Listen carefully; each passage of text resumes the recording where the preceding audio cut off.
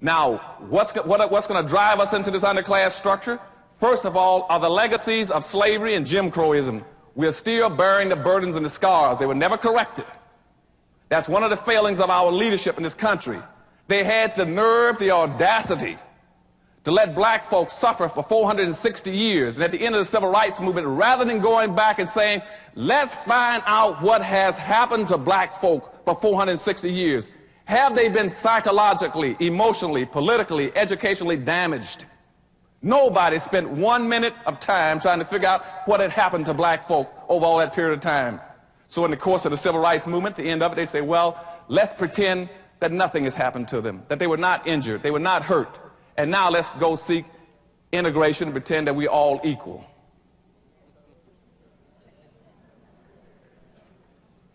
Now that was grossly unfair, because by that point in time, and by the 1966 period, whites had become economic giants in America.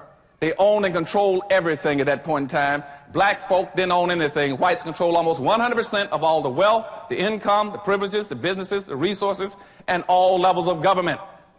Blacks had nothing. Blacks were 1-foot midgets.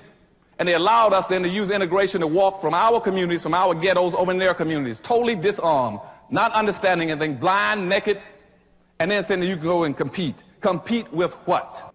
And that's what the whole thing will be about this morning. You got to change the way you're seeing and thinking and behaving. Why?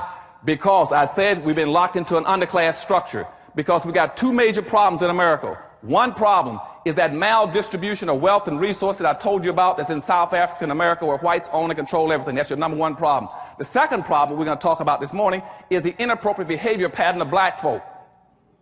Those are the only two problems you have. I don't care what anybody else talks about in America. It's not worthwhile wasting your time. The problem in America is not drug abuse, crime, low-income housing, public housing, food stamps, welfare, teenage pregnancy. Those are symptoms of a problem. The symptoms are the fact that you don't own and control anything to run you and control your lives. That's the problem. And the second thing is the inappropriate behavior pattern. A black person cannot be a racist. Racism is a power relationship between groups of people. That's all it is. It means where one group of people have control of so much wealth and power and resource that it can deprive, hurt, and injure and exploit another group to benefit itself.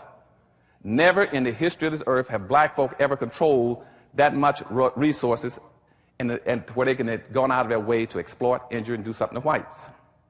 So therefore, racism only started in the 16th century, when they began to commercialize slavery against blacks. That's when racism started. There was no such thing as racism before that.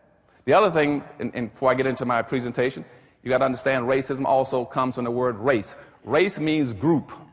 So whenever you hear people talking about now, you cannot prove racism because somebody fired you from a job, they are absolutely right. And the power structure and all the white think tanks in Washington know that. That's why you can no longer prove racism, because racism does not apply to an individual. It applies to a group. And because I discriminate against you, that's individual, that's personal. It's not group-based, and so you can no longer prove group-based discrimination. The second thing about the word race, remember also, which is very important for our discussion today, is the word race means being in competition. See, they didn't pick house, tree, car. They said racism. Race means being where people are competing from here to there. And we are in competition. That's what racism means. Black people must learn how to compete or survive, or not compete and perish.